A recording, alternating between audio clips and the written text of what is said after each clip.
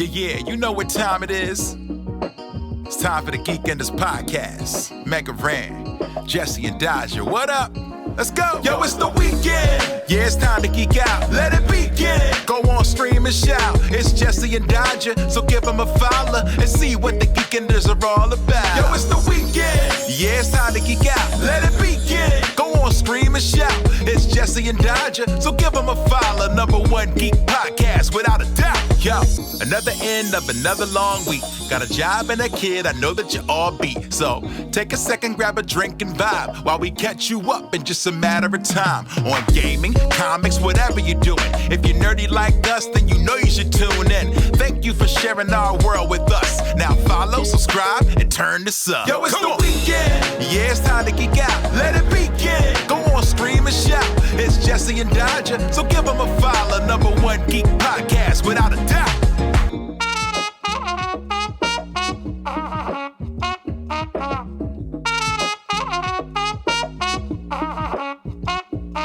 Hello, everybody, and welcome to Geekenders. It is May the 1st, and we've got a lovely human that I haven't talked to in like 5 years. Jacksepticeye, welcome to the show. Oh, has it been that long? Oh, fuck. Bro, yeah. It's been like basically since I moved to this side of the world. Was it the Final Fantasy VII event? Yeah, I think so. Oh, God. Oh, I don't like it. Yeah. Me neither. I don't like it either. So much older now. Oh. Older and wise. Don't do that shit. No. No, Don't do we're that. not doing that. Look, I got no compliments growing up. We're not going to start now. Shut that shit down. No, I refuse. Leave I it will be there. only complimentary for this entire show now. Challenge accepted. I'll be dead silent. How you guys doing? What's up? Doing good. Yeah. Can't complain that it's finally a little bit warm here. So It is. I'm We had the delighted about that. best day of the year in Brighton like 2 days ago.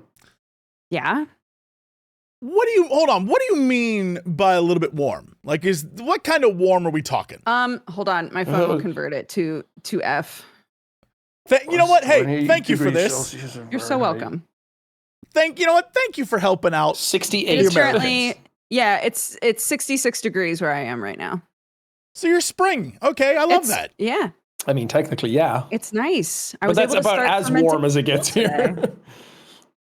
Yeah. That's still pretty good. Good job, we were buddy. 85 or something the other day. Like, It's gonna rain you're next doing week, it. but you did it, I was in LA a couple of months ago and it was like 106. bro. Yup, that sounds right. That was Everything's awful. fine here. Don't worry about It's like us. 40 Celsius. I was dying. No, thank you. Yep. That sounds correct. Yes. So I was just curious where we were on the scale What the of getting baseline warm. was. Yeah. Because you know that in LA, when someone's like, it's getting warm, it's like the surface of the sun. Yeah. So It's unbearable. yeah, but it is. However, you slowly get used to it in a really disturbing way that when you then venture into the cold, your body shuts down and you go into complete hibernation and you're like, no, what am I doing here? Every time, without fail. It's not pleasant. I don't think I've ever been there long enough to get used to it. That's probably for the best. Let's be real. I don't have enough melanin in me to get used to it. I'll like burst into flames as I go out the door. This weekend was at Final Fantasy XIV Fan Fest, and one of the days I was walking to the event, and outside I got stopped, and I have the inability to say no to anyone, so I got stopped outside, was signing stuff, taking photos, and like a line formed. I don't know what they were. I was like, you shouldn't do this. This is a mistake. You're all wasting your time. So it was from about 10 till 2-ish. I was standing outside and signing stuff and like trying my hardest to be like, you should go in. There's no reason. I wouldn't wait for me. And what ended up happening, because I was outside for roughly 4 hours, is I got burnt to hell. I had no plan of going outside longer than it took for me to get from the hotel to the convention center. Like, there was no thought that, you know what, I should use some sunscreen. False. I stood outside, and the only reason I knew it was getting bad is because someone took a selfie with me, and I was like, I've never looked redder. What is this? What? Oh my God. And everyone's like, oh yeah, no, you've been getting worse as you've been standing out here. I'm like, why didn't nobody tell me? So it's hard because like your eyes get kind of like weird when you've been in the sun for a while, and you wind up looking at yourself like, is that red? Yeah. So I always like do this. I'm like, am I leaving a fingerprint? If I am, I should probably go inside. The worst part is because there was a shadow from the convention center. From here down, perfectly fine. But from here up, burnt to hell, still peeling. I'm a gross man. It is the worst. So yeah, that was not. It was like, helps. I don't see a. Thank you. That's because I stayed inside since you reset. Yeah. And a lot of scrubbing and exfoliating was happening. Yes. Yep. So good for you. Thank you. I Thank you for being here and surviving. You are brave. It was so hard. It sounds hard. Don't let me diminish your trauma. I was standing for hours. It was the worst. Well, people wanted pictures with me. Yeah, because people wanted to talk to me, and it was terrible. Yeah. I just didn't expect. I didn't expect the sun for some reason. I live in LA and thought, whatever, outside's fine. Terrible mistake. Shouldn't have done hell it. On earth. Yep. Yeah. Lesson learned. Not really. It'll happen again. I will get burnt before this year is out. That is true. Good. Yeah. Stay strong, buddy. Thank you. I know Jesse still goes to tons of conventions. Do you still go to cons, really? Not really. I kind of miss them. I used to go to PAX every year. I would do East and West. I haven't been to any in so long, and I recently have been like, should I start going again? I know. I kind of miss it. I've been around conventions or been in town when a convention is on. I'm like, I want to go. I want to see things. I want to play games. And I'm doing Summer Games Fest this year, but that's not really like a convention, so to speak. It's not really. Are you going to Playdays? Yeah. Is that LA? Yeah. Yeah.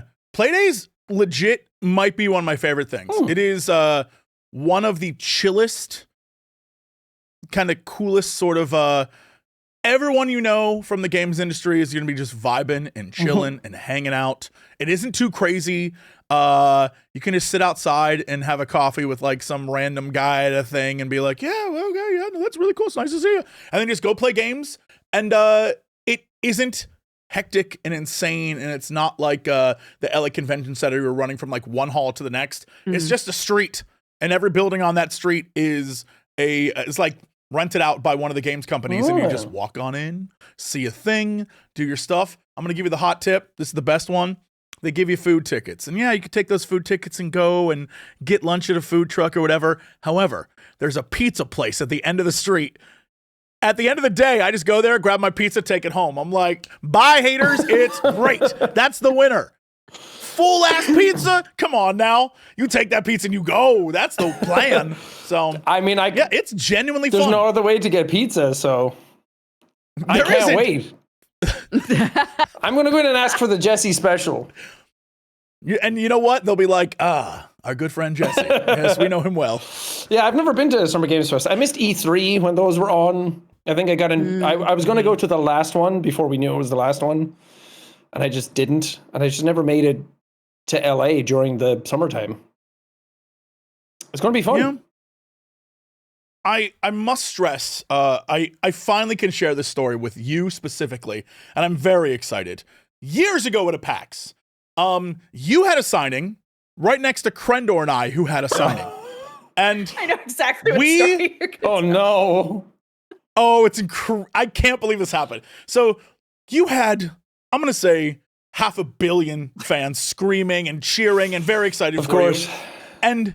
And so Crendor and I, all of our social media posts were in front of your line, be like, our fans are here. They're rabid. They're incredible. We're so excited.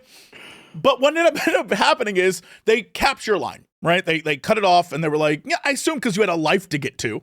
And so they capped the line. But at the very end of our line was a young girl and her father. And it's very clear that she had no clue who we were, was there for you. But the dad was like, well, they're just, like literally walked up and was like, well, they're just as good. Oh, no. And so we had to take a photo with this young woman who was so upset. And we're just like, huh? And the dad's like, it looks good. It looks real good. To this day, I want to know what happened to that photo. I want to know what happened to that girl. I just don't know. But I know she was there for you, and she had to settle for us. And I just want to say, wherever you're at, I'm so sorry. She is now the president of some country. Oh my gosh. That girl you took a picture with, the president. Yep. And now we have That was the someone out butterfly there. effect. If she saw me, never going to be the president. Oh, I think about that all the time because it was just such a silly moment of just like, yeah, these guys are all the same. Yeah. It doesn't matter. I mean, back then we all kind of were. Everyone was doing it. We're all just screaming at a video game and that's it. From the outside looking in, we're all the same. That's true. That's so funny though. Yeah, those signings at PAX were crazy. They were supposed to be like 2.5 hours and then they always went into like 6 because everyone, I mean, for good reasons, everyone just wanted to hang out and chill and tell their story and have fun. Yeah, of course. Yeah. But yeah, then they started capping them and then they started bumping up security and then it turned into take your 10 seconds and go. So it started to be a little unfun.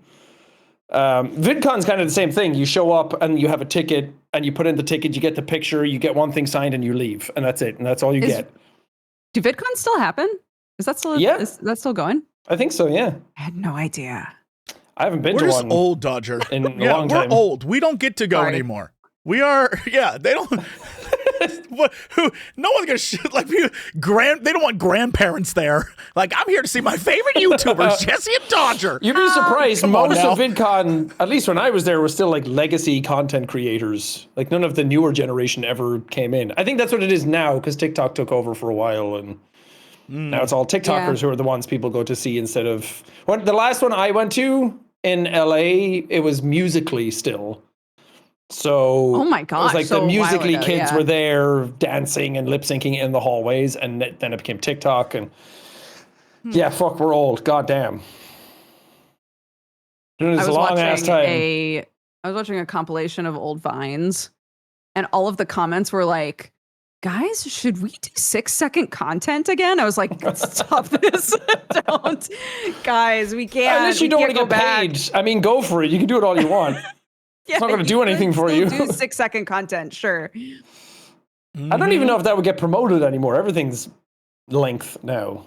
YouTube, TikTok, Instagram. The essayists are really eating well currently. Yeah. I don't understand. I got an email from YouTube that was like, we're going to increase the time you can use for shorts. I was like, wasn't the point it was short? Yeah. Like, no, we're going to make it longer. Don't worry about it. Like, well, because the regular videos balloon into 3 hours, and now the shorts are ballooning up as well. Now there'll be... I can't wait for 3-hour shorts. There'll be minis after this. Minis! Upload your minis. Oh my god. They should have called it that. That's so much cuter than shorts. That is cute. Oh, YouTube minis. I like that. Do you think kids are making shorts on is the YouTube Kids app have shorts? I hope not. It must. The YouTube Kids app will show shorts that have been approved by a person or the system, whatever. So as long as it's a channel that is considered kid appropriate and the short itself has been approved as kid appropriate, it will show up. But I just feel like shorts in general aren't kid appropriate. Like beaming an algorithm into a child's head? Well, sure. I mean, granted, that's what all of YouTube is, but the shorts are like weaponized. Yeah. I was at a cafe one time. They don't auto scroll. It's not like short after short. It's not that. It'll be like, I want to watch AFMAO because I love AFMAO Minecraft. And then it'll show you an AFMAO video. And then it might be like, would you also like to see this 3-second AFMAO short? Oh, okay. Because I was going to say, you know what? I was at a cafe and a kid was just scrolling shorts one day next to me. Like the parents put that down in front of them, and they were watching kids like shove ramen in their face and like eating as much as they could. I'm like, better you than me. Good luck, buddy. I just want to say, for the record, shout out to my girl Afmal, still doing it to this day. Still doing Still it. going. Like, She's can't still doing believe it. her thing. Yes. Literally, she still puts out regular content, and it's all like, my character turned into an alpha werewolf in Minecraft. It's incredible. Every format is the same. It's amazing. You would think she'd run out of ideas. It's Minecraft. You never run out of ideas. Clearly, I missed out. I really should have Minecrafted it up. I could have been like, my romance with a velociraptor. No, that's not Minecraft. This is exactly why it didn't take off. Yeah. Because those were your ideas. Yep. It's all starting to make sense now. You could do that in Minecraft. I'm just not sure who the audience is. Me, Dodger. It's me. I'm the audience. Sometimes you have to make content for yourself, guys. Yeah. I mean, what was the last game you guys were really... What was the game that when you were growing and up and coming and still like hitting it hot? What was a game that kind of like clicked that you were like, I could run this into the ground?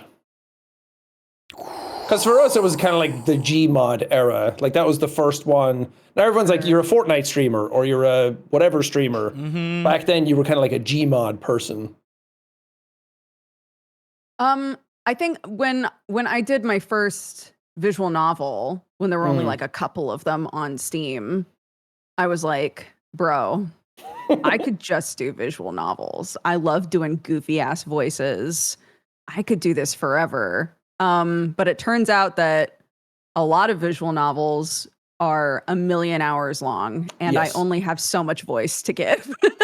Yes. I think that's why I don't do them, because I want to do all the voices and I can't do it for that long. It's hard.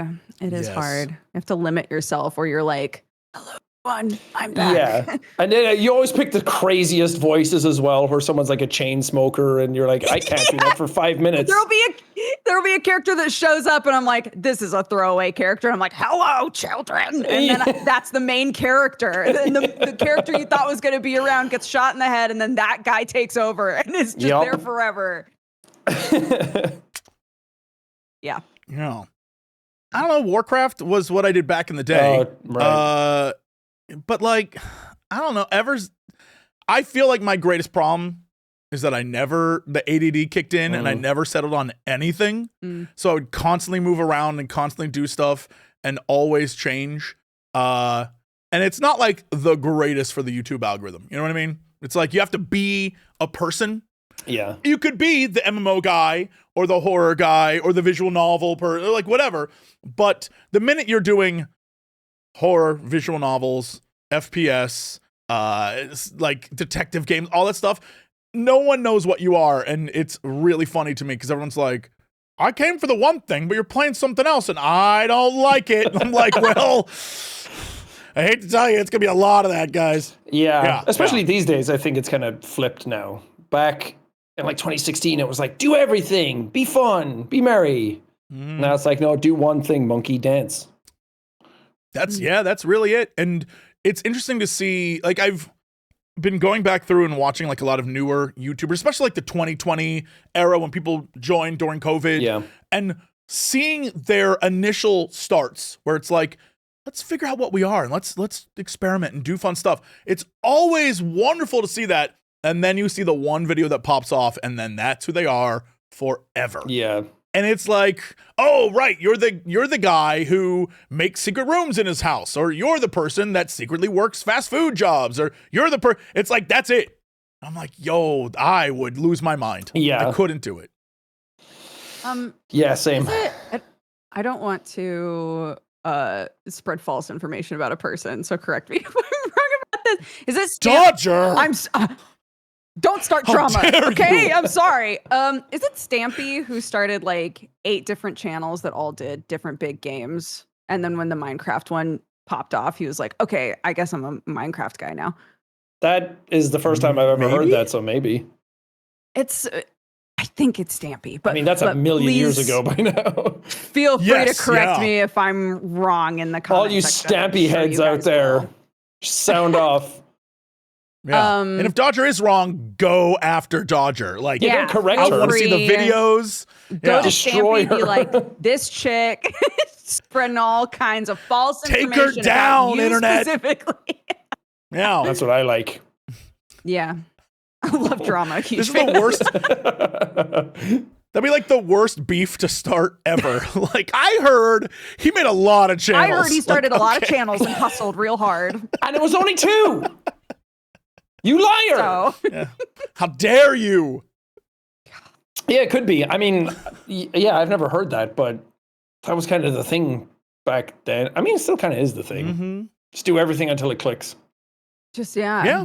try a bunch of stuff. I always found that was interesting when people rejected that, where they would find a thing, I don't know, 2, 3 videos that were just really nailing it. And they said, screw it, I'm going to change what I'm doing and do something completely different. I was like, the audacity. I love it. I like people who just do what they want to do and have fun. And they're like, screw the algorithm. And the algorithm's like, okay, well then screw you. Yeah, it'll fuck you over. Yeah. Really. Real fast. Mm-hmm. Do you, sorry. No, continue. go for it. No. I was about to ask if you stream much. And Jesse streams kind of like occasionally, but I did for a while, especially during the Among Us era and the COVID era. I really got into it, and I did because Maker got folded into Disney years ago, and I feel like were we all in Maker at one point? Oh yeah. Yeah, that's our connective tissue. Yeah, they exploded, and then they went into Disney, and I was with them for a while, and then I got a deal with Twitch to stream X amount of hours. It was before all these deals started happening. They were cutting edge, but I got one for Twitch to do, I can't even remember how many hours a month it was. I think I hit it once, and then after 4 months, they were like, we're not paying you anymore for this, so I couldn't even keep that up. Even to be paid, I couldn't stream regularly. So I've never really been good at streaming. I don't really have the stamina for it. I much prefer doing it in my own time where I can make mistakes and do things on my own and get distracted and then stop and get up and walk away. And I mean, I could do all that on a stream, but I just get too in my head about it. And even though I can watch a stream and look at chat and everyone, I can see the sarcasm, I can see the jokes, I can see whatever, I can see the patterns. My brain just doesn't react well to it. Getting live feedback, I don't react well to. But I get too in my head. I'm too much of a people pleaser. I just immediately start doing what the chat wants me to do. And I don't like that. And I've never been able to switch it off, so I just don't really stream all that often. It's good that you recognize that, though. Yeah, I don't think it's healthy for me. I don't think I'm good at it. I mean, it's the live theater, and movie thing or TV where, streaming is you're on the street corner performing, doing a dance for, change thrown in a hat. Yeah. That's literally what it is. And, the other is I recorded a thing. I'm going to walk away from a little bit. I'm going to come back, maybe edit some stuff, walk away from that, come back, think about it. And it allows you to kind of create a thing that's totally different from streaming. And I am always impressed when I see Dodger like hour 8. And I'm like, girl, what? Yeah, I can't what do do it. you mean? I normally cap myself at 5 though. I rarely stream longer than 5 hours. That's even 5. I'm at hour 3 on a stream and I'm like, bro, I'm out of gas. I was going to say 2. I have 2 hours in me and then I'm gone. My brain is not here anymore. We had Crendor on.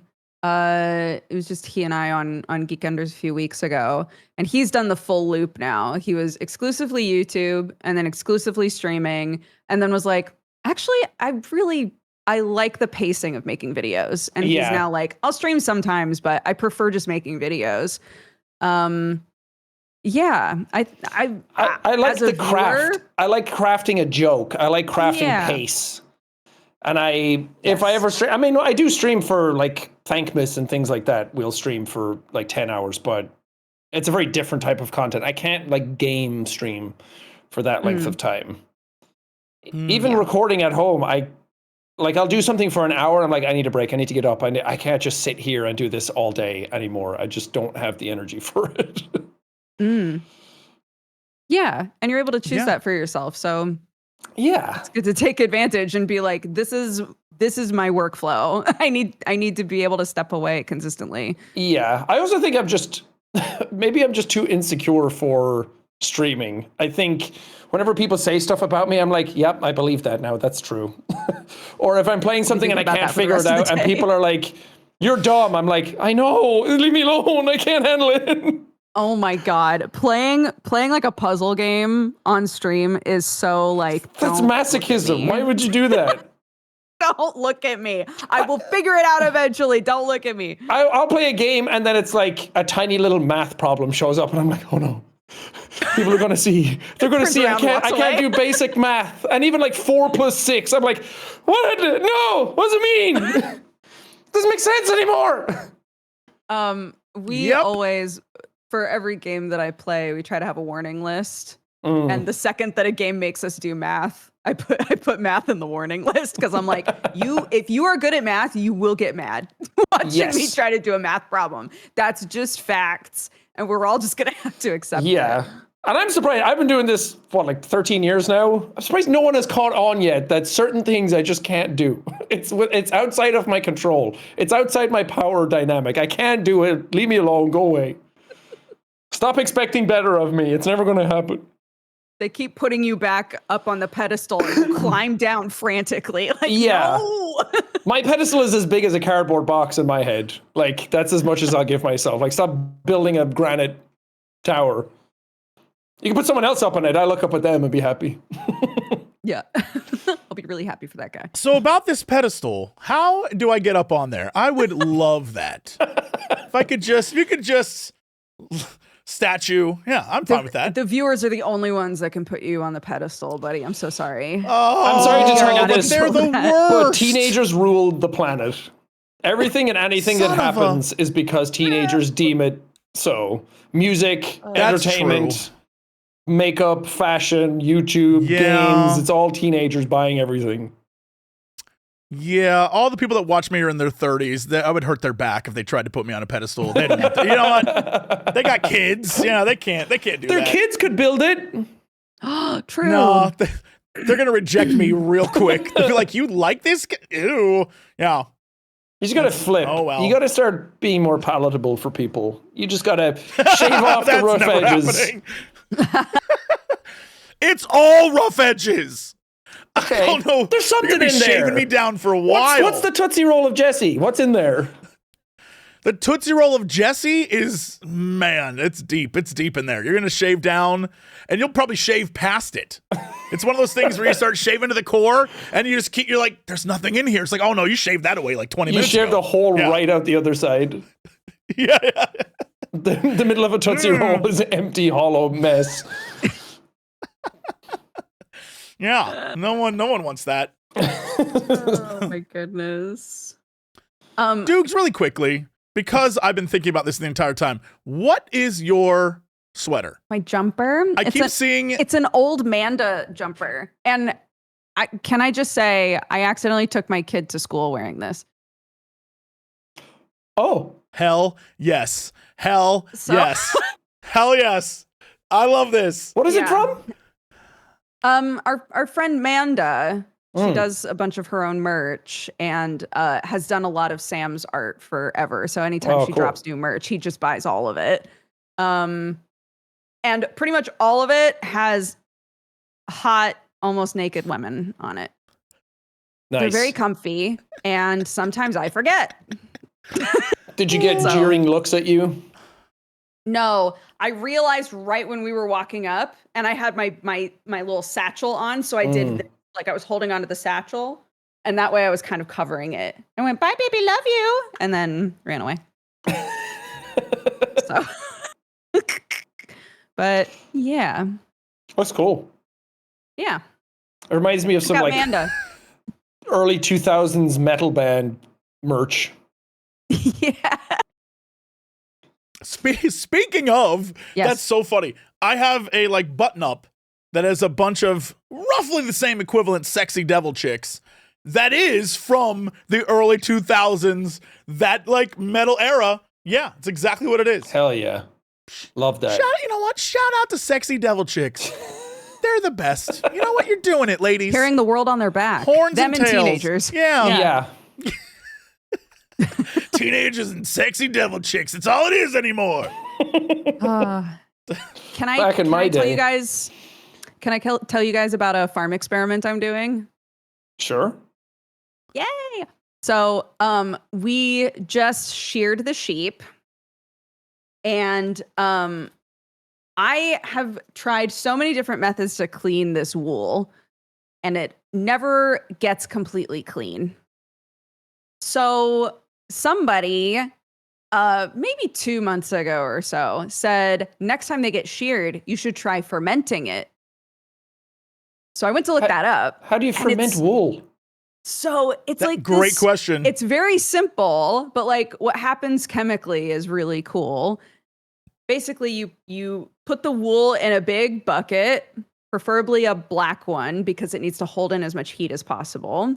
You put enough water in to just barely cover the wool, and then you close it up and you leave it closed up for about a week. And it will slowly fester in there, basically. And when you take it off, if it smells like something died in there, then you did it right. Yay! But basically, chemically, Wait, hold on. The yes. objective is to make your wool fester. Yeah, because chemically, All it'll create its own soap in there. So it'll wind up, even though the actual like drank in there gets nasty, the wool itself gets clean. So you take all the wool out, you cold wash it until the water runs clear, and then it's super clean. And if you're doing multiple like dunks, then you can keep the nasty wool juice because it already has the like yummy bacteria in there. You keep the nasty wool juice and you put the next load of wool into the juice. This is the worst like sourdough starter I've ever heard of. Yeah. This is unpleasant, It's going to Dodger. smell This is horrific. I didn't know that. I always thought fermenting things created like a sweetness smell. Like sugars eating stuff and like breaking stuff down. I think because of the nature of like what wool is, that it's basically utilizing like the natural oils in the wool. Right.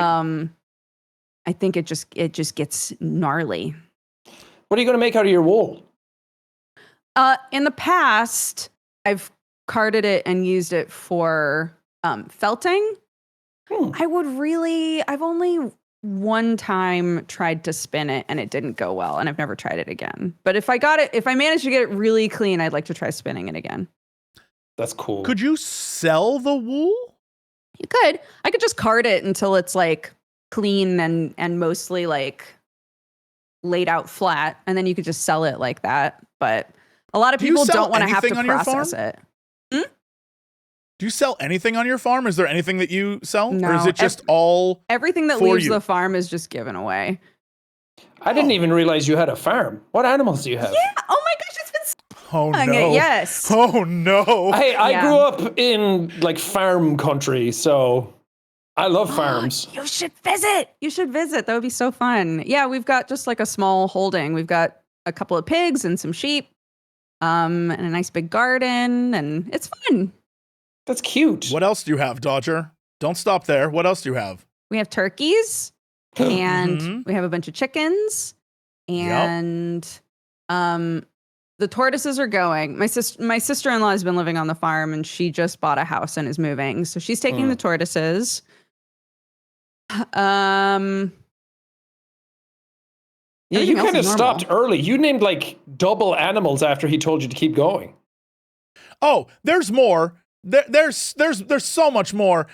It's just there's two things that happens whenever Dodger talks about the farm. One, I'm horrified because it sounds like a hell on earth, but also I consistently learn a new respect for farm life where I realize the vast majority of people are dealing with a farm equals we went to the grocery store. Yes. most people don't understand that at the farm, they have vats of fermenting sheep juice, which is in, or Dodge will be like, yeah, you know, we have a little tiny rooster and that son of a bitch keeps getting under the car and he keeps pecking at our legs. And I'm roosters like, are the worst. Bro, he's this big. He's an and they're the worst ones. Yeah, he's a tiny boy and his name's Hercules and he takes his job very seriously and will just attack your feet constantly. And at first it used to really freak my kid out and now she's realized that it doesn't hurt. He just runs at you and like slaps you with his wing and looks at you like, yeah, idiot. Yeah, get out of here. We used to have so annoying because we had chickens and hens when I was growing up, and we had 2 roosters, and we woke up one day and one of them had no eyes anymore because the other one had viciously mauled him. And then it was like, more fool us for keeping 2 roosters near each other all the time. It was bound to happen eventually. They will fight, yeah. But hey, best eggs I've ever had in my life. I miss those eggs every day. The eggs are delicious. Store-bought eggs can suck a fart. They suck. Homegrown eggs are the best. And then we had ducks at one point, and duck eggs are even better. Yeah. Oh, I miss farm life. I always, my thing when I was younger was we would hear a tractor in the distance because it was cutting grass time. And then we were like, oh my God, it's time. And we would run like 3 fields over and watch the tractors cut the grass. And then they baled the hay like a month later when it was dry. It's the best time of my life. Every time I see a tractor now, I walked through a park here in Brighton one day and there was a tractor cutting grass and I just stopped and watched. It's the best. I love tractors. That's very cute. We have a tractor parade that comes by. That sounds about right. It's very cute. That's very cute. Yeah. Mm-hmm. Now, what is the age one can drive a tractor in the UK? Because I imagine here in the States, like a 4-year-old could and no one would I was complain. going to say, I think I was driving a tractor when I was growing up at like 12, but I don't know legally what age you're supposed to. I don't think there is a legal age of when you drive a tractor. You have always driven a tractor. Yeah. That's how they delivered you from the hospital. Tractor back. And here are your keys. Yeah. I was bailed and birth wrapped. certificate and keys. You know. Yeah, I mean, that's the thing I loved about Ireland was the green and the nature and farm life. Yeah. And then you do realize how important farmers are to the entire planet and no one gets paid enough for anything. I was going to say, you're going to sell your wool. I'm like, you probably won't even get anything for that these days. That's the thing. You have to, it's all about buzzwords. You have to be able to be like, it's wool from this specific kind of sheep, and we've done X, Y, and Z to it. You know? It's organic. Organic fermented wool. Come on, that is organic a buzzword. Fermented wool. Yeah. There you go. Dyed with only natural dyes, etc., etc. Yeah, we can do it. We'll figure it out. Yeah. We'll make you a millionaire off wool. By wool. Mm-hmm. Yeah, we'll take it to Irwan. We'll sell it. We'll make a smoothie out of it or some shit. It'll be great. Fermented shit wool smoothie. I joked about putting a kombucha label on it. No one liked that. Sell the juice. It'll kill you, but no. Yeah, you'll die, but it'll be nice. No, you can just dump it on your plants and they'll love it. There's all kinds of good stuff in there. Farm life, Jesse. I trust you. I have no farm experience. I don't even have animal plant experience. The last time a living thing trusted me was, I'm going to say 15 years ago, before 20 years ago. You don't want that near me. I got one new plant. That dude, I went on a month thing in Europe, and I came back and that guy was dead. Like, not come back dead, like dead. So you don't want me to have any of that. Fake plants, fake animals, digital thing, even digital pets I'll kill. Not good. You don't. I mean, most farms are about killing. Like, death is kind of like correct. Yeah, you're right. Of the whole job. Hold on now. Right. But on purpose. I feel like mine is not necessarily on purpose. I don't want them to die. True. I would love it if they lived. However, yeah, my comings and goings is not conducive to keeping things alive. That's fair. Everyone needs a calling. And mine is accidentally killing things. Hey, I'm sure there's a job for that. Someone wants something killed. It's not it's not illegal if it's an accident. Right, that's fair. Right. Just keep them around Jesse long enough. This is a suspicious That's conversation. gotta be like a terrible TV pitch. It must be somewhere in Hollywood. Yeah, someone's like, he's the greatest hitman ever. No one knows he does it. It's all an Including accident. himself. Right. We've got to get him on something. Yeah, that's gotta be. He's clean. That's gotta be. I've checked the records. He's clean. Hey, if you want to make that TV show, you have blessings. Go do it. I want to watch it. Go for it. I would love to see that exist. I don't want to make it. I accidentally kill everyone on set. But if someone wants to, go for it. Have fun. Goodness. Guys, what have you been playing this week? Oh my god. I just finished Saros like a week ago. Ooh. How's that? All right. That's the follow-up to Returnal, right? Yeah. I just started playing this myself. Yeah. Yeah. My contact at Sony is really good at giving me whatever games are coming out and that, so I got it a while back and beat it in like 3 days. I was like, I need to beat it, and then it's out of my brain. And then I was hanging out with Rahul, who's in it. He's the main dude. And then he was like halfway through it, but we got to chat about that for a while. It was really cool. Nice. It's a good game.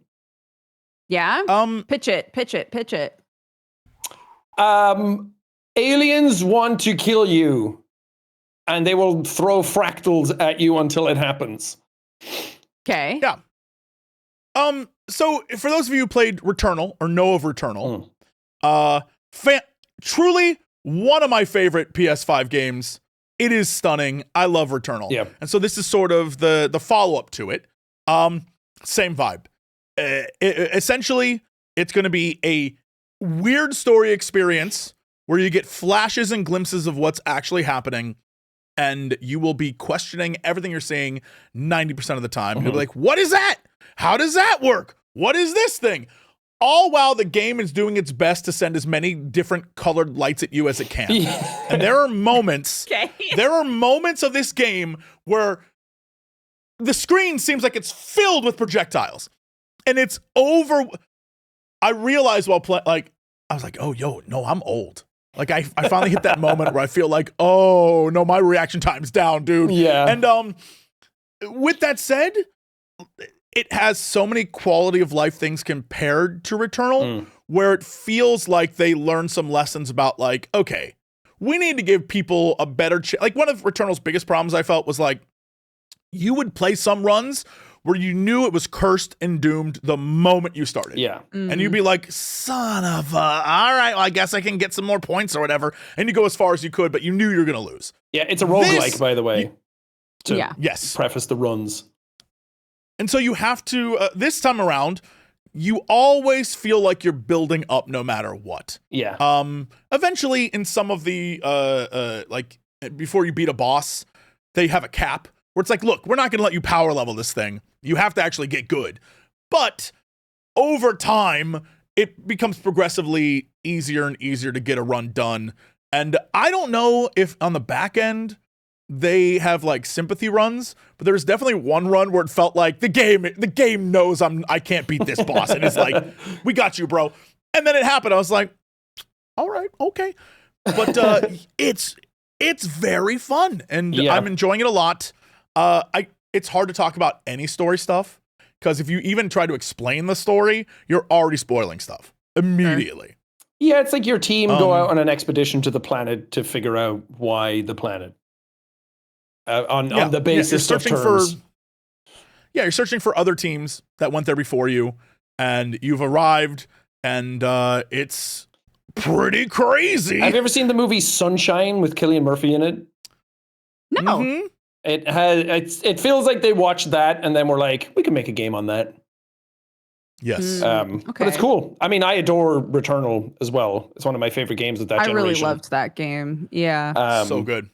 So, I mean, your mileage will vary depending on what type of story you're into more and what type of gameplay. Like, I do think Returnal is much harder because by the end of Saros, I was like, oh, you get permanent upgrades now, kind of like Hades. So, and then you can do modifiers where you do more damage and you can balance it out to do crazy stuff and make it a little easier for yourself. So by the end of it, I was like, I feel pretty good.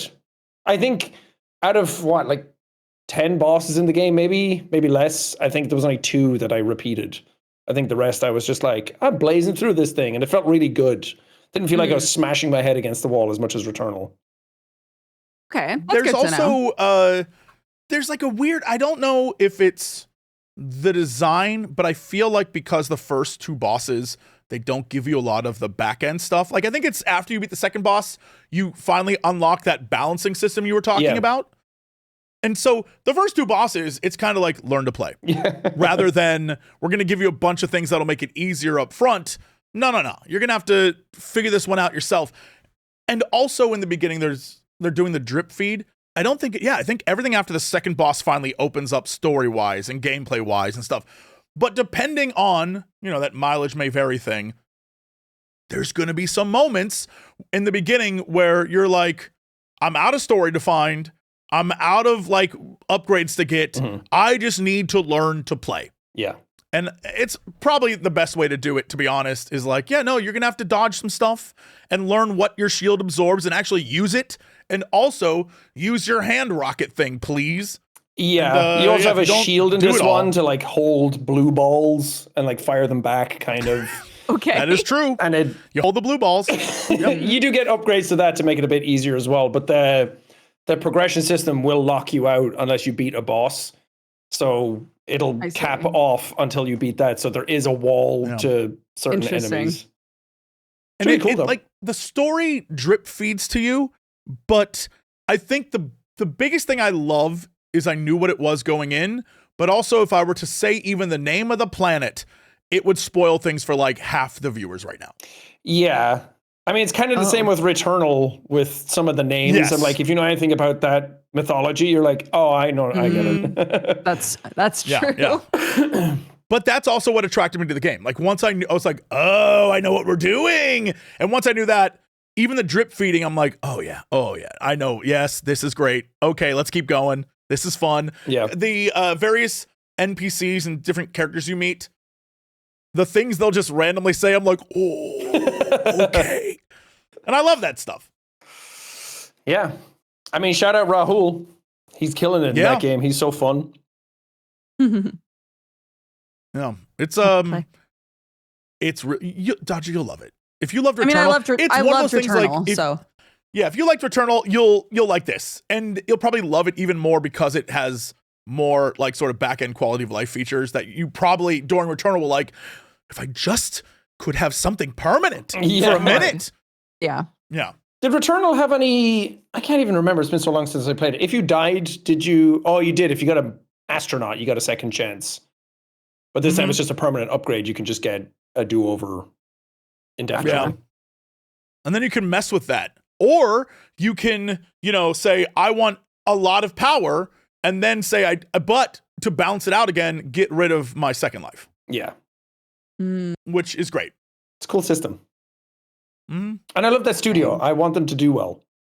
In a world where studios are getting shut down and killed all the time, don't do it. Bro, sometimes they're getting shut down and killed when they made a great game that did do well. Yeah. It's fine. Terrifying. It's fine. No, it's not. It sucks. The world's burning. We're all dying. That's actually the plot of Saros. Yeah, I was about to say. The world's burning and we're all going to die. We're all dying. No.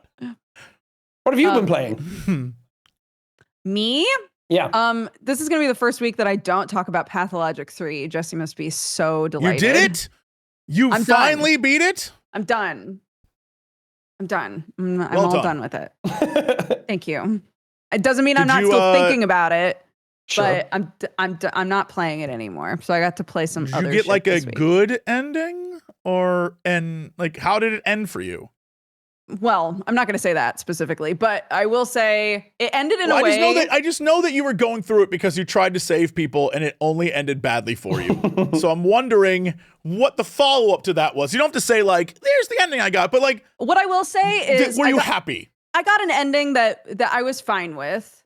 And then I did what I think a lot of us do is I went, okay, now I'm going to go like fuck with stuff. Yeah. You know, I was like, okay, this isn't what happened in my canon story, but I'm going to go do a bunch of shit that I never would have done. Yeah, get your blooper reel. Yeah. So I went back and did a bunch of I've never shit. played a Pathologic game. This was my first one properly playing, and I think it is the perfect first one to play. What is it, actually? I don't even know what the gameplay is. Like that I started off being like, I'm not talking about Pathologic, but I would love to talk about Pathologic with you. Let's do it. Son of a... Just really quick. So Pathologic 1 is a story that takes place over 12 days. And it's about a small town in the Russian steppe that gets ravaged by a plague. And there are 3 different routes that you do in the game, following 3 different healers that are all trying to deal with the plague in completely different ways. So one of them is a guy who grew up in the town and left to learn to be a surgeon and then came back right before the plague hits. One is like a city slicker researcher who's obsessed with death. And he gets told that there's a guy in the town who is maybe immortal. And so he gets kind of lured into the town again right before the plague hits. And then the last one is like a weird little girl who heals people by laying hands. And so they're all 3 like very different like cultural approaches and like medical approaches. And so the follow-up games, the first one is the route with the surgeon. The second one is the route with the city slicker. And I'm really hoping they'll make a 4th one where you get to play as Clara, the girl. But the reason that I think the 3rd one is the best first game is because he's not from the town. So it's much easier for you to sort of like be in his, like see the town through his eyes because people will like speak to you in the steppe language or talk about something like some sort of cultural thing in town. And your character will be like, I don't know what the fuck you guys are talking about, you know? So it's a bit easier to sort of put yourself in his place. But also the games are survival games. And the other 2 are much more classic, like, you got to eat, you got to drink. Like, oh, sure. You know, you're trying to do all of this shit, but also you're starving. And the 3rd one is more, the survival mechanic is mental.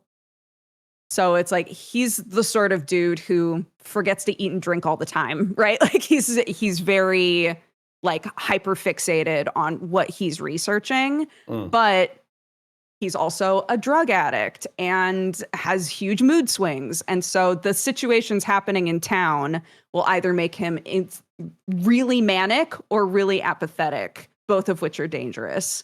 Okay. So it's balancing that instead. So it's much more of a detective game with like a mental aspect to it. That's cool. So I think it's a great first one. And now I'm trying to psych myself up into playing the second one, but I know I'm going to hate it. And Jesse knows I'm going to hate it. And eventually I'll play it and I'll come to Geekenders and be like, I'm playing the second one and I fucking hate it. And Jesse will go, yeah, I know. Because I don't want to find nuts to eat. I just want to deal with the story, you know. Sure. Mm-hmm. So anyways, cool. So I played Pathologic for a while and I got completely obsessed with it. It's great. The world building and the characters and everything are just really, really interesting. But I got to palate cleanse this week and play the new Moomins game. Yay! Moomin! Hey, Moomins! So the new Moomins game is called Moomin Troll Winter's Warmth. if you played the Snufkin game, it's the same team. So it's the same like art style, same tone. It's very sweet and like children's book looking. And this one is much more somber because it's based off of a book, one of the Moomin's books that stinky. Jesse's got stinky. It's based off of the book that Jesse got stinky. Anyone listening to any audio version of this is like, Jesse got stinky. Jesse has a stinky plushie who is a Moomin character. No, it's okay. Jesse got boom boom.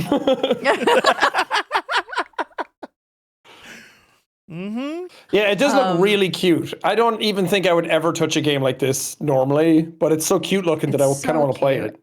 And it's really short. Did you play the Snufkin game? No? The Snufkin game is also very cute and short. Yeah, they're just like little stories in the like Moomin's world. This one, the story I believe was written after Tove Jansson, who made Moomins, after her mother died, and so there's like a theme there of Moomin troll. The Moomins hibernate during winter, and so in the story he wakes up in the middle of winter, but his parents are asleep and he can't wake them up, but he also can't go to sleep, and so he's for the first time sort of on his own and missing his parents and wanting more guidance, but he has to like figure out how to do things by himself. And so it has this really somber tone, but it's also very like hopeful, and he helps a lot of people. And so it's sweet. It's a very sweet little game. And it took me, I don't know, maybe 5 hours, 4 or 5 hours. I feel like I'd cry playing this game. Maybe. It could potentially. Anything that's just so cute and endearing and teaching you a lesson, I'm like, oh, I can't handle it. They're very cute. The Snufkin one is just, hey, doesn't the government suck? So the tones are different. Teaching them young. Yeah. Capitalism like, bad. Fuck, I hate rules. Yeah. I'm going to do some crimes. That's the Snufkin game. Okay. Cool. Yeah, so but they're great. Yeah. They're very, very cute games. And I think they really nailed like the art style that they needed for these games. Yeah, I was looking at screenshots of it earlier. It's really cute. There's for anybody who plans on playing this game, I'm going to tell you so that you don't have the same experience that I did. One of these achievements you cannot get at the end of the game. Because I was like, okay, I finished the game. Time to go look at the achievements list and see what goofy things I have to do to get a 100%. One of the achievements is to throw a snowball at every character. And one of those motherfuckers vanishes. And I was so mad. I was like, are you telling me I can't get this achievement unless I replay the game? And the answer is yes. Is that the only achievement you didn't have? Yeah. Oh. It's the only one. The only one that I cannot get. Crazy. Furious. Yeah. And then the other game that I played this week is the second Bokura game. I don't know if either of you have played the Bokura games before. They are. You just be saying words, man. Exactly. You just be eating hot chips. They're 2-person platformer games. The first Bokura, the concept of it was you're playing as 2 young boys, and you need each other in order to complete puzzles and progress, but you're seeing the world completely differently. So one of you sees the world as like a sci-fi thing, and one of you sees the world as a fantasy thing. And so you have to, you'll be like, oh, I really need you to bring up the elevator. But the person who isn't in the sci-fi world won't see an elevator. So you're trying to like describe the world to each other in order to complete puzzles. And it was really fun and unique. And then the second one came out. I played the first one with my friend Summer. And so I went to Summer and I was like, hey, there's a second one. The second one is not as well received. And from my perspective, the puzzles were not nearly as good. But also, I think after the first one, we were expecting more of a clear conceit of like, we are playing very different games. And it doesn't have that. It does have like each character is experiencing something unique. But in terms of like just playing the game and going through the world, it's the same. I wonder why they So changed that for a sequel. Feels I like think you they would were double just- down on that. Yeah, I think they were just trying to figure out, they wanted to tell a different story, but still have it be like you have to play this with another person. And we're going to try to figure out a way for like it to still be like different for each person is like knows different things or is going through different things. Like it'll still be like a split scenario where you're still relying on each other. And I guess, but I don't think it was as effective as the first one was. Fair. They're very pretty games. I'm looking at them right now. They are. They're really nice art The art style. style's nice. Cool. Yeah, and then I just made a bunch of people play Team Fortress 2 with me. So Throwback. that's it. Yeah. That's like a drug dealer. Dude, it's so fun though. That game still holds up really well. Yeah. Classic. Yeah. Yeah, I forgot to say another one I played recently was Pragmata. I played that right after I how'd you like played That's what I Pragmata? was Saros. gonna say. I love that game. I kept putting it off because when I saw the trailer the very first time they ever showed it off, I was like, oh, that's kind of cool. Sci-fi, awesome. And then they showed gameplay and I was like, I'm going to hate this game. That little girl was going to drive Jesse me thought nuts. that it was going to drive him crazy too. Yeah. And I was like, everyone's saying it's really good and it's sold really well. And everyone's talking about it. And then I tried it and I was like, okay, this girl's fucking adorable. And it completely flipped my mind. And then I blasted through that thing in like 2 days. I 100%ed all the incredible areas. game. I never ever do that. I'm not that kind of player. And I went through every area. I was like, I need everything. I need all the upgrades. It's going to be awesome. Yeah. There's I don't know what kind of psychosis I was suffering from, but when you play, most of that, it's kind of like when you play an MMO, but you play because you want to like look pretty in the game. Yeah. Think same vibe, except it's like, I just really want to get Diana more things to enjoy in our little hub area, and it'd be really fun if I went back and did that because like she like needs that. It's fell down the crazy. slide. It's too cute. Yes, I don't know what takes over you as a person when you play, but you're like, I will do whatever needs to happen to protect this little AI girl. I swear to God, Yeah. it's crazy. It's pretty short, isn't it? It's not that long of a game, apparently. I think it took me 12 hours to do everything, but I think if you're just playing casually, it's like 8, 9. Yeah, that's not bad at all. For a game like that, that's pretty short, I think. Mm-hmm. And it gets in, it tells, I mean, the story's pretty straightforward, and I don't want to say generic because that sounds negative, but it's like you've seen this story a million times before, but they do it well. The environments are drop dead gorgeous. Capcom have some of the best level designers in the business. For sure. That's real. Yeah. And they do it in really fun, I mean, like, the setup is very clear early on. Like, even the first level, they're like, yes, this magic space material will let you make anything. So it means you can start making levels anything, which is great, because they do. And it's fantastic. It's always unexpected, and you're like, oh, okay. Like, obviously, the most unexpected thing was the fact that when you go to a certain level, there's a hamburger advertised for $5.99, and you're like, what future is this magic world? Where are we? What happened? Space Burger, 3D printed burgers. Oh my God. It's also one of those games that's just so sweet and endearing, and it's not trying to be too serious. And I think I like gritty, miserable games. I like bad endings where characters die and shit's all messed up. But every now and then you just want a game where it's like, this is nice, and I feel nice, and I'm happy. Yeah. Even with some of the almost horror elements, like giant robots that have, for some reason, a baby face, as far as I can tell. Like, out of nowhere, things show up, and you're like, what the hell? But then you're just like, don't worry. I got this little robot on my back. We're cool. Yeah. We're about to murder these fools. The first things you find the bots, I'm like, okay, I get it. iRobot, worker bot kind of thing. And then a giant baby bot shows up. I'm like, what purpose did you have to build this? What does this serve in the space station? What are you doing with this giant man baby? It's like 12, 15 feet tall. You know, it has a giant head. I'm like, what does that do?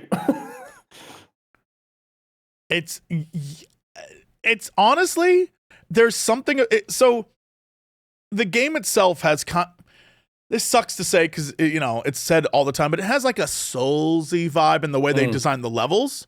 In that when you go into a thing, you can leave it, come back, stuff will respawn. Yeah. The interesting thing about it is you almost always know where things are going to respawn because they come out of stuff in the floor. So when you go back into something, you somehow feel even stronger. And instead of like, oh, I know he's going to be around the corner. And then, like Elden Ring would have it be over here for some damn reason. You're like, no, they come back exactly where you expect. And you're like, I've been waiting for you fools. And you just murder the hell out of them. And I had no problem being like, you know what? I'm done with this run. I'm going to go back. I'm going to go talk with Diana and, look at the weird collectibles I got and then come back and I'll just murder some guys. It's fine. It's a treat to play. I genuinely love it. Yeah. I really loved all the training arenas too. Again, normally I play a couple of them and I'm like, okay, I don't like this too hard. But this was like the right level of, it scratches your head a little bit. It's so satisfying to control and it plays really well and it's just a good time. People keep throwing around it's a very video game. And that, like, what does that actually mean? But to me, I was going to say, what do people mean by that? It's just really fun mechanics that don't really get old. And it's just fun to tap into and master. And I don't know, there's an upgrade system that's pretty bare bones, but it's really satisfying to do. It's got this weird thing where I think upon first view, and I feel like we both had this, and I think most people do when they see it, is wait, so you're shooting and hacking at the same time? My brain can't do that. Yeah. But the minute you play, you're like, something clicks. It just immediately clicks, and you're like, oh, this is easy. Yeah, and it's fun to do.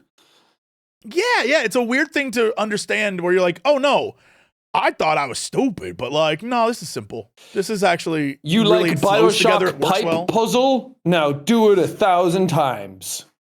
Done. While Diana says, "Let's go, Hugh," over and over again. Mm-hmm. Or she sticks out her hand and then she starts saying 10111001111. That's really cute. And then you get little outfits for them. Cute. What's not to like? Come on, man. This week, I finally they finally released a besides playing Saros like a crazy person, which by the way, for everyone who was like, Jesse, you should stream that, it's never happening. I need you to understand this. Talking about streams earlier in this stream, it's one of those things that I absolutely will never ever stream, me playing a game where it's bash your head against the wall till you solve it. Yeah. I couldn't look at chat. I'd go crazy. Y'all would be like, no, do this. And I'd be like, shut up. I'll kill you. So don't, like, it will never happen. But with that said, I did on stream play the new Final Fantasy 14 patch that came out. Very, very good this time. For those who are curious about what's going on, it's literally the run up to the new expansion. And at FanFest this past weekend, we basically learned they're kind of changing the way the MMO plays completely, which is insane. Essentially, they are making it so whatever item level, you know how most MMOs are like, get high item level, do impressive thing. Yeah. If you have one job that you have a high item level, you can just be like, all my jobs are that now. So they make it much easier to just have a good time. They're getting rid of dailies, making it weeklies. They are changing the way that jobs play, where everything has fewer buttons now. You can play the old way, but they have a newer version. And I think the way they're deciding to onboard people to this evolved version is making it so it does a slightly more damage. So you have less buttons to press and you do better. So I'm sure more people will love that. They changed up the way tanks work now. So there's like main tank and then off tank stuff. Just more accessibility across the whole game. And they literally like, I think they realized the thing that I think most companies should realize when it comes to the MMO space, that most MMORPG players are older. Yeah. They just are. And so they're like, okay, here's the deal. We understand you probably have like a job or kids or both or whatever. We're going to make this more chill. And I genuinely love that. And I think it should be the thing they focus on, because you have WoW, which is very, very much like every item has like rows of stats and information and all this stuff. And the more WoW goes into that like min-maxing thing, I'm down for 14 being like, we're going to be the casual one. We're going this direction. And to have two very different things in the MMO space, big fan. Here for it. Love that. I'd rather that than them trying to be the same, like trying to be each other. And I think that's huge. And I would be down for them to go even more further apart and be two completely different experiences. And it would be perfect. I mean, you kind of sold me on 14 now. I tried it a while back, but I'm not an MMO person. So making it more casual means I will actually play it. That's kind of what most people who saw the trailer for the next expansion were like, oh, so it's going to be a totally different thing. Plus, because it's so story heavy, one of the biggest problems is onboarding people to a very story heavy MMO experience. Yeah. And being like, you have to learn all these other things too. And it feels like they are saying, okay, we understand that a lot of people came here for the story and you're getting bogged down with a bunch of other stuff. And we're just going to get rid of that and have fun, play this. Right now you can do, I don't know when it starts, but the game technically, and this is Dodger, I don't know if you heard this, it's going to be free to play as like a trial thing from A Realm Reborn all the way through Shadowbringers now. Whoa. And I must That's stress, already live, apparently. It's already live. Everyone who has played Shadowbringers, everyone will say without fail, it isn't just the best MMORPG expansion they played. It may be like top 5 RPG stories, period, for people. It's so good. Yeah. And the fact that they're like, yeah, no, you can just have it. It's chill, is crazy to me. So they've made their money. They know what they have. Yeah. It's very interesting to see. And also, they at FanFest they brought out the CEO of Square Enix, and it was a pretty funny moment where they were on stage. They're like, "You promised us this, and this," and the guy's like, "Yes, no, I did. Yes, you will get the money to make more things." And it was amazing. He's like, "You promised we could do this," and there's like, "Yup, no, you're correct."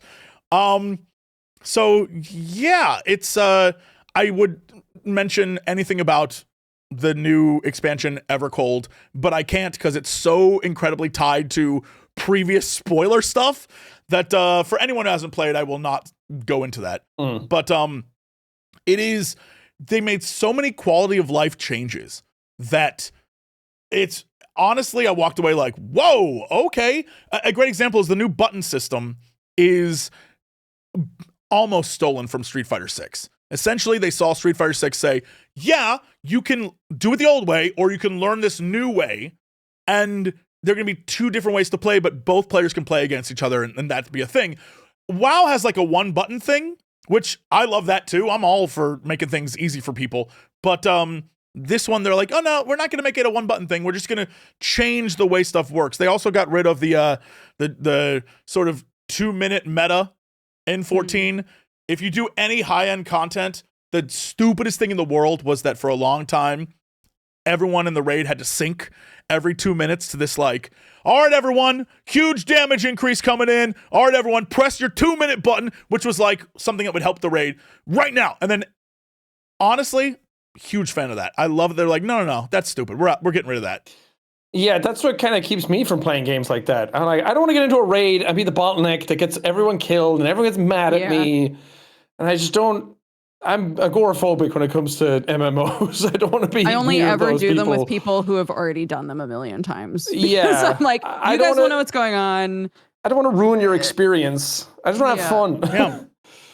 And right now, boy, I know I'm inaccurate in saying this, but I think almost everything from A Realm Reborn to at some point, boy, I don't know when, you can just kind of like do by yourself and have NPCs join your party and do it in story mode and just be like, I'm here for an adventure and a single player RPG. And yeah, you can, go with other people and do other things. But if you play the free version, for example, you're limited in what you can trade or what you can store or, so it's you're kind of doing a single player thing until you decide, all right, I'll fork over some cash and play this.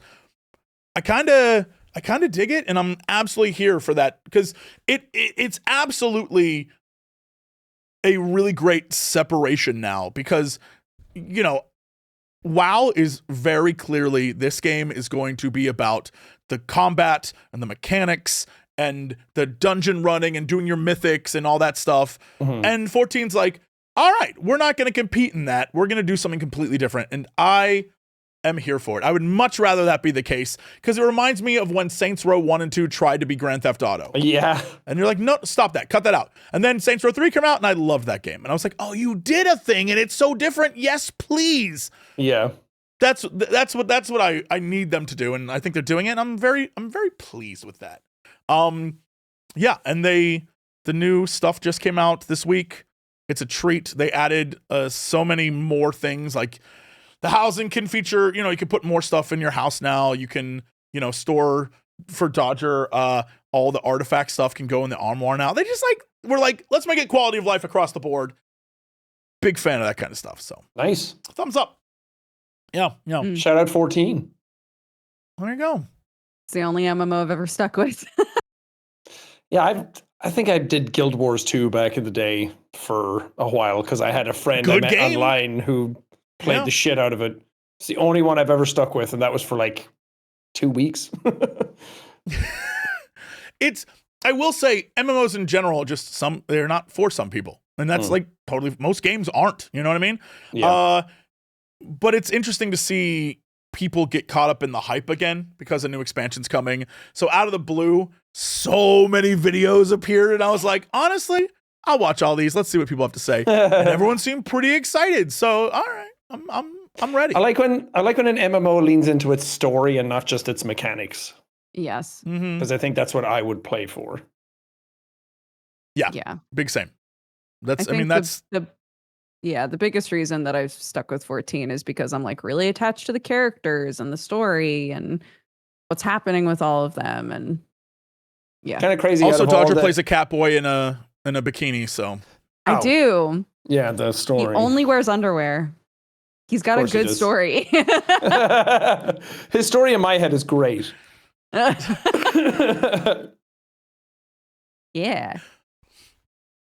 Really. Yeah. Yes. Do it. Oh no, I was gonna do what chat's been yelling at us to do for the last 1 hour and 23 minutes. End stream. And that's been it, everybody. Well, that's it. Can we jump into the world of Bloodborne? Sure. I'm always down to talk about Bloodborne.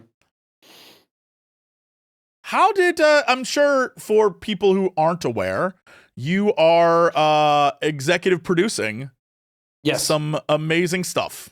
The question is, I think, because a lot of people in chat were like, talk about the movie. It's not a movie. Let us know kind of how did you get in we on this to begin with? We don't know how much you can say or what you would like to talk about. So I'm sadly not allowed to say much. There's a lot of stuff, obviously, that I know that I wish I could talk about. It's not a case of, I'm going to tease you and hold out on it and I'm going to keep it all from you. I wish I could say everything that's going on under the hood immediately because I believe in the transparency of it. And I think we would all be better for it because less speculation goes around and then less people get angry and start attacking each other over it because people are very passionate about Bloodborne, as they should be. I'm very passionate about it as well. I want it to be the best that it absolutely can be. There's also a discussion around adaptations and if they should exist and why not and things like that. And I'm not the type of person to also be like, we should adapt everything. Everything should be a movie now. I just think there's a good in on this one. And plus, what am I going to do? Not do anything Bloodborne related and have my name attached to it? Are you crazy? I've taken so much pressure upon myself that it kind of scares me sometimes that I believe that we can pull it off, but we just can't say a whole lot, so people are left in the dark quite a bit. But I mean, it's the same way any of this stuff happens. Like, people talk about it in the background for so long, other attached to it, then it moves over, then it's like, how often were we hearing about a Halo movie or a Halo TV show for like 15 years, and then a Halo TV show finally happened because it just goes through so many people. So it's just a bunch of little things over the years. And I've been shouting from the rooftops about Bloodborne ever since it came out, and talked about it being my favorite video game of all time ever since it came out. And I think just being one of the more vocal fans of a larger size on YouTube tends to kind of connect with the right people. And then, I don't know, people just start talking. Someone reaches out at some point, you get the email of a lifetime, and then you're like, that's fake. And then somebody talks to your agent, and then it's like, oh, it's not fake. Cool. And you just keep talking about it until it's where it is now. So, can you confirm or deny? And this is, there's rumblings on the internet, mostly by me. Is this going to be a ripoff of the 2001 French film Brotherhood of the Wolf, which I believe is the original Bloodborne? I think, isn't that Miyazaki watched that and was like, I love this movie, I got to do something like this? Probably, yes. And then he took inspiration. He literally took inspiration from that clothing and put it in Bloodborne. At least to my knowledge. I mean, I haven't sat down and had dinner with him or anything. Which, man, what a dream that would be. No, stage. I'm never touching French cinema. Put it that way. Not even the incredible dub? In my mind, an adaptation should be just that, and it should try things that a movie medium will do that a game can't. And vice versa, games can do stuff that movies can't. And I don't think either should really encroach upon each other. I don't think the interactivity of games is something that, I mean, it's my favorite medium of all time. And there's a reason that they're so popular. And movies are my second favorite medium of all time. And they do stuff that games don't. They're very different types of things to watch and play. So I think try and lean into the strengths of both where you can. Okay. So is this a project that could be a movie, a series? Like, what are you going for here? What is the output objective? I am going to do what I can while I can and not take on too much. Understood. Doing too many things all at once is just not something that I'm able to do anyway. I can't manage it. So it's one of those things that I don't want to, I want it to be as good as it can be. If I split myself across multiple things and I don't give it everything, then, I mean, that's a disservice to everybody. I won't be happy with myself. The fans won't get something that they deserve. It just won't be the best it can be in that front. So it's kind of my job to make sure everybody is on task and everyone's making sure it's the best it can be and not sitting on their asses and just farting out an adaptation because we can. I don't believe in that at all. We've so many of those adaptations, and I'm like, I don't want this to be that. I want to try my best to avoid pitfalls and do something interesting and unique and make sure that people are really happy with it. Will you hire famous actors to do voiceover from behind doors? Yeah, I mean, we kind of have to, don't we? I think logically, yes. Look, I don't know how much power I have over the casting of people. I want to have as much fun with it as we can. I would love to, you know how you have, if you've ever seen Hot Fuzz, like Kate Blanchett's in it, but she's wearing like a crime scene outfit. She's like a mask, glasses, and a hat. And then people are like, wait, that was Cate Blanchett? I love that stuff. Shit. Yeah. I did a show at Game Grumps years ago where they went to Ireland and they were like, we want you up on stage. But the bit we did was that I come out and then don't participate. And I sit at the edge of the stage reading a book for the entire show. That shit's so funny to me. Where you like, you have a super massive name and then you like, yeah, you're behind a door. That would be so funny. I think it would be good. Look, I must stress, I saw Iron Lung and I saw names in the credits and I was like, yo, I didn't see any of those Still people. not seen that. And I had to be told later who people were in the movie. And I was like, wow, I am not observant at all. My face was literally like full screen. Did not see you in that. I was like, I thought you might have been a voice. Covered in burn and gear. Yeah. But I was like, oh, all right, okay. I guess he was like a voice or something. People were like, you're stupid, Jesse. I was like, you are correct.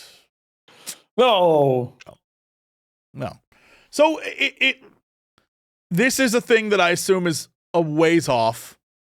There's not like, this isn't going to be like coming next year. It's going to be a while. Yeah. Don't smile like that. Don't you that smile was a little too dangerous. You were like, to make sure maybe it is next year. It's animation. That stuff just takes forever anyway. And to make sure that it's good. Like, I don't want to rush shit. There's no point in rushing it and then just getting it out for the sake of it. Was this always a project that was going to be animation? Or was there ever talk of it being live action? Always animation. I mean, unless you have $500 million, how do you do that without?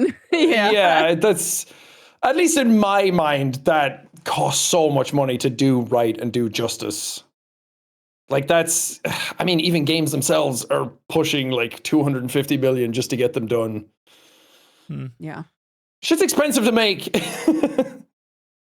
Yeah, for sure. Yeah. I keep looking at set photos from the Elden Ring movie, and I'm like, how much is this costing? I'm like, this must be a fortune to make. This Apparently it's insane. 100 million, and it's their most expensive budget A24 have ever done. Yeah, that's. I mean, power when you see it, you're like, great. wow. Yeah, you're like, I hope it's great. I love really Alex cool. Garland. I don't think he's made a bad movie. I mean, he's made movies that maybe aren't your thing, but I don't think he's made objectively a bad movie. Yeah. I think that's a good distinction to make too, because people conflate those sometimes. Yes, and believe me, I love talking in extremes. Either something's the worst ever, it's the best ever. I just like using those words because it's awesome. Yeah. But yeah, I don't think he's made some middle of the road stuff that maybe I don't connect with as much. Like I love Annihilation so much. I love Ex Machina. I'm not huge on Warfare. Like it's a well-made movie, but like that's just not the subject matter that I'm into. But I don't think it's a bad film. So I don't think he'll do bad. So Bloodborne, animated movie, not TV show. Yes. All right. Yeah, because I think a lot of people were wondering if it was going to, because they hear animated, they think it's going to be, like Castlevania. Like Castlevania. Or, yeah, any of those shows. But no, it's Beast. It's one of those things that adult genre animation in feature film, it's not done that often. I think I might be wrong. I think we might be the first people to do it with a game, like to do an R-rated adult feature animation. Because they just, I don't know. I would love to see stuff get pushed in that direction more. There's so many franchises out there that people scream for an adaptation of it, especially in book form, but it's either live action or it's not. So it'd be cool to kind of, because with the rise of anime films coming in, like a Jujutsu Kaisen and Demon Slayer, those movies are so big now that it's nice to see that stuff hitting theaters where animation isn't just like the Mario movie and things like that, or Hoppers. Like those are all great films, but people have an expectation of them. It would be cool to see more adult stuff get put in theaters that's animated. Yeah. Is there a scene or anything from the game, like a moment where you're like, my dream is to see that on the big screen? That's my objective, is to make this happen. This one cool moment from the game. That feels like it could be a spoiler. Yeah, I'm not saying anything. I finally get to be that guy that says no comment. Damn. And then everyone gets to speculate forever and be wrong. I keep seeing people. Well, first off, I've gotten so many emails from people who are like, "Can you cast me in the Bloodborne movie?" And their demo reel is like, "Here's something I did on a webcam in my bedroom," and they're 14 years old. And I'm like, "That's so sweet. That's so cute." I mean, hell no, but cute. Or people are sent like, Jesse, we have to do better than us at 14 in our bedrooms. I already recorded mine though on this webcam. It's all I have. It's very sweet to see how many people are that into Bloodborne that they're like, I just want to be in it. I want to touch it. I want to smell it. Like, I just want to be near it. Very beloved, yeah. Yeah. So part of that is terrifying, but I think it's just really cool. Yeah. And we're seeing stuff with the Resident Evil trailer came out yesterday, and people have been talking back and forth about that, about what is a Resident Evil movie and what's in it and what's not. And some people are very upset by it. So it's like, okay, there's lessons to learn from things. Yes. Sure. Yeah. I mean, no matter what, it's really hard to take, be it a game or a book or a TV show or whatever, and then make a 2-hour movie out of it. You have to be really selective about what you do and what story you tell. And the ones that try to do a 1-to-1, like, we're just going to tell the first season of the show, or we're going to tell the whole book in one movie, almost verbatim, always fail. They always are just like, can't land it. And so you got to like be creative. It's also hard because people have the game in their head. They've played it. They haven't played it once. They've played it 10 times. I mean, that's me with the Last of Us TV show. The first season, it was like they did the game. But I'm like, I've played that game so much that I like hearing some of the voice lines in my head of Troy, and like it sounds like music in my head. Like I know the notes, and then you don't do it the same, and my brain's like, that's not right. That's different. Yeah. So it's just tricky to, and so many times people are adaptation is like, well, the person has to look like the character, which I would disagree with. I don't think your actor needs to look exactly like the person from the game, as long as they give you the personality of the character. I don't know, man. An adaptation means so many different things to so many people. People will want 10,000 different stories out of whatever you're going to do. You're always going to displease someone. I just hope that whatever we do with it is good, that people don't really care that it's not what they wanted, but they got something really cool. And anything Bloodborne related, I think, is a win, considering people have been asking for years and years about remasters and ports and everything. I'm right there with them. I want to play that game in 60 FPS as well, as much as anybody. But I think anything, same with Elden Ring, it's like, it's just cool to see the thing that you love get more love and more people get to experience this world and story. To be clear, the Lord of the Rings trilogy, beloved, amazing trilogy, clearly one of the best ever made. When the first movie came out, I'm not sure how many people remember 25 years ago, but my old ass does. Don't say that. You're all getting old. 25 years ago, when that movie came out, I vividly remember that even though it's great, even though Fellowship is incredible, there were people who lost their mind that there was no Tom Bombadil. That's so true. No matter what you do, you can make an incredible film and people still find a way to be like, it's not what I wanted. Like, it's just, sometimes shit's unwinnable. Also, Fellowship is the best one out of the three. I'm sorry. That's my favorite. Yo, big agree. That movie has heart, dude. So I love that film. Yeah. I'm such a sucker for the first movie in a trilogy that lets you learn everything. You get to learn the characters, the places, the plot. Everyone goes out on the journey together. Second movie, I'm like, yeah, I know you guys. We're here already. You're still walking. I get it. Which is like, imagine saying anything about The Two Towers as if it's not one of the best films ever made.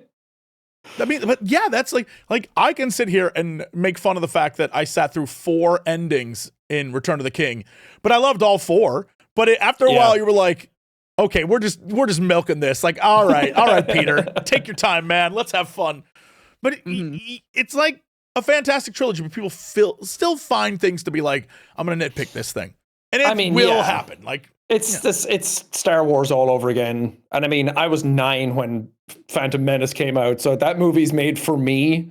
It's clearly made for my demographic at that time, and I had never seen Star Wars, so I was like, this is the sickest shit I've ever seen.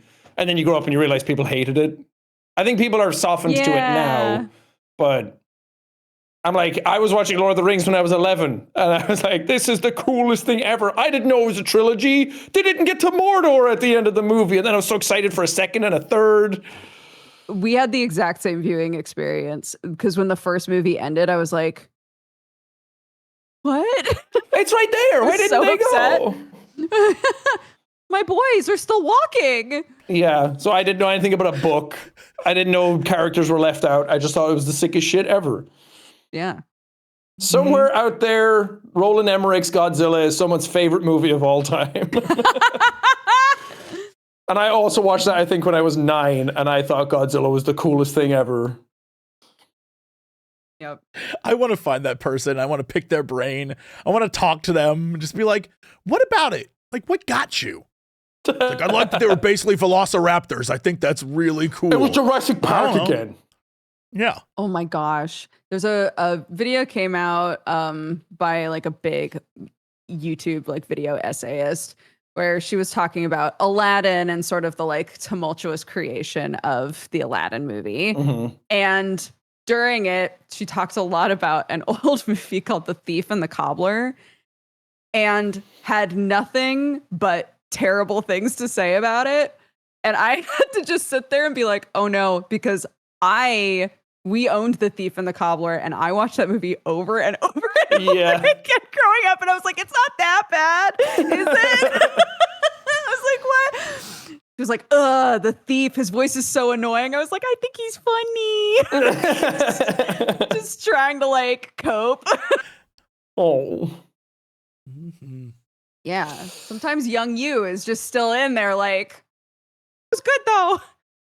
I like it. Let's think it was fun. It's nothing's worse than having a movie that you're younger that you love, and then you go to Rotten Tomatoes when you're 36 years old. You're like, wait, everyone fucking hated this movie. Nobody likes that movie? That work of art? Everyone reviewed Flubber badly. What?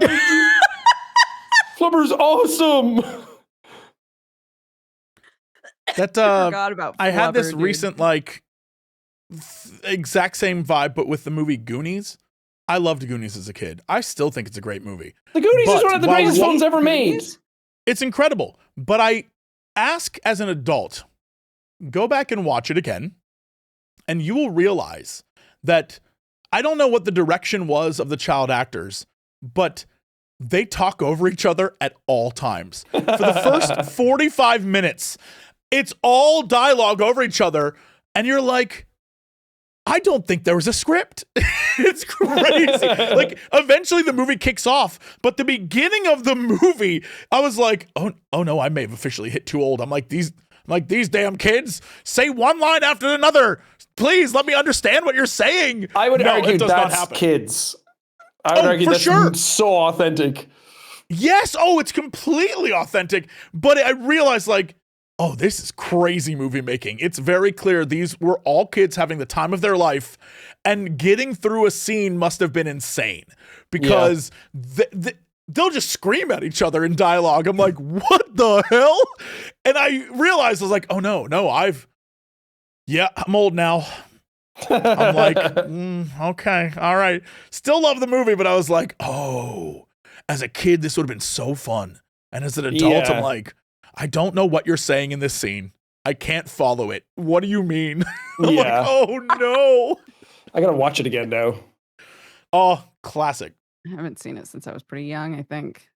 Yeah, I guess they're making a new one, a Goonies 2, because I guess that's what we do now. Toonies.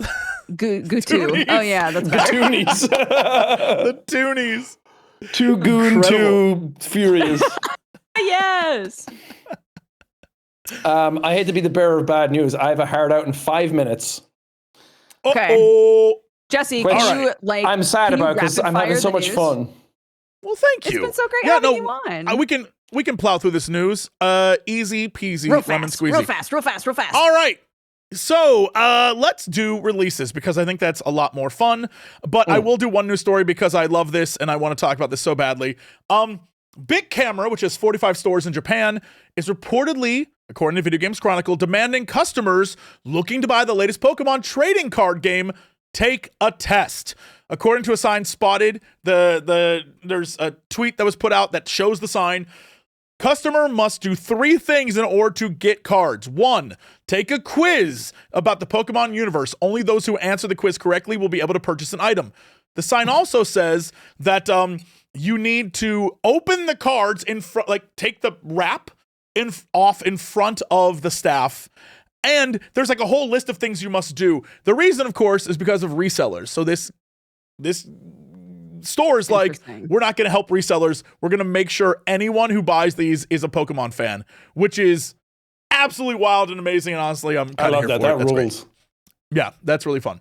Bro, anyway, how stories. depressing would it be though if they just asked you a niche Pokemon question that you didn't have the answer to, and you're like, "I love Pokemon." I have to imagine it's basic. I have to imagine it's basic stuff, right? Yeah.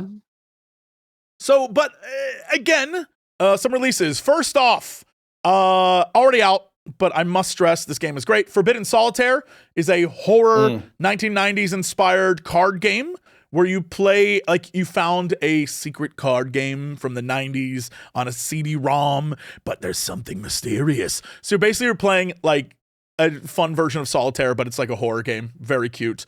Walk of Life is a multiplayer life sim that is out right now. Imagine an updated Game of Life.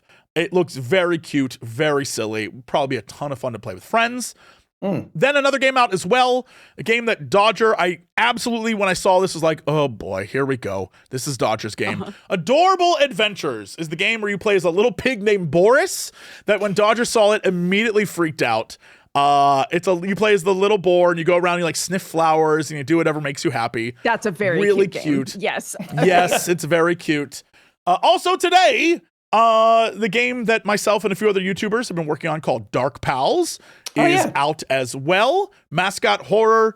It is part 1. Please, shamelessly plugging my own stuff. Go play it. It's out right now. And then on May 4th, Prime Monster, the political card game roguelike where you play in a parliament filled with literal monsters. It's very cute. And you try to keep a government running while everyone's terrible, which thank God is fiction. And then on May 5th, Wax Heads, which I think is a very Dodger game as well. It's a narrative sim game where you work at a record store. The art, the vibes, all of it scream Dodger. Speaking of vibes, same day, Dead as Disco, the martial arts meets music mashup game. Rules. Yeah, where you punch and kick in sync to the music. The music's great. The gameplay's fun. All the tracks are streamer friendly. I cannot stress the game kicks ass. It's really, really good. And then the game I've been waiting for a year since last Summer Games Fest. I'm so excited. It literally is pure nostalgia for me. Mixtape finally comes out on the 7th next week. Every time I play it, I'm like, this is what my childhood was like. It's Mixtape great. I'm a big fan. Yes, it is a treat, and I can't wait to play that. And that is what's coming next week. Fantastic. Video games. We did it. We did a show. Woo! Thank you so much for joining us today. You've been such Thank a you. wonderful guest. I'm so glad we could do it. In case somebody's watching and is like, I don't know who this guy is, but he seems pretty tight. Would you like to tell everybody who you are, where they can find you, and Jacksepticeye. if you have anything coming up this Google week? Jacksepticeye. You'll find so much stuff about me that you don't want. Go play video games. Any video games. Go buy games. Support developers, especially the smaller Indie ones. devs. Yes. Go buy a game. Wishlist game, even. Wishlist more than buy. Help. Yeah. That's fantastic. it. That's all I got. Jesse, what's going on this week for you, buddy? Oh boy. Like I said, we released a game today. Hopefully people go play it. But more importantly, tomorrow, myself and Dodger and a lot of our lovely friends will be on the Interface X26 showcase, which is a showcase that'll be on Twitch here, but also on my YouTube channel. And it is celebrating 30 up and coming and a few currently out fake OS games. So basically the whole premise is video games that you play that look like you're on a desktop. Horror games, detective games, all the different games. One of my favorite genres. Big fan of that kind of stuff.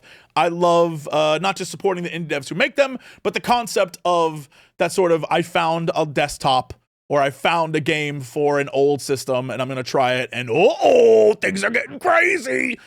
That's pretty much most of them, and they're always fun, so I love those. And yeah, tomorrow at 9 a.m. Pacific time. Oh, yeah. And I'm Dodger. I don't know what I'm doing next week, but it'll be something goofy, most likely. Whoa! I know. If you've enjoyed Geekenders, you can find all of the previous Geekenders on youtube.com/JessieCox, and we're also on all of the podcasting apps and sites. Please go check out past episodes. We have so many that you can listen to. Take care of yourselves. Have an amazing weekend and rest of your week, and we will see you next time. So long. Bye-bye. Yeah, you know what time it is. It's time for the Geekenders podcast. MegaRan, Jesse and Dodger, what up? Let's go. Yo, it's the weekend. Yeah, it's time to geek out. Let it begin. Go on, stream and shout. It's Jesse and Dodger, so give them a follow and see what the Geekenders are all about. Yo, it's the weekend. Yeah, it's time to geek out. Let it begin. Go on, stream and shout. It's Jesse and Dodger, so give them a follow. #1 geek podcast, without a doubt. Yo, another end of another long week. Got a job and a kid, I know that you all beat. So take a second, grab a drink and vibe while we catch you up in just a matter of time. On gaming, comics, whatever you're doing. If you're nerdy like us, then you know you should tune in. Thank you for sharing our world with us. Now follow, subscribe, and turn this up. Yo, it's the weekend. Yeah, it's time to geek out. Let it begin. Go on, scream and shout. It's Jesse and Dodger, so give them a follow. #1 geek podcast, without a doubt.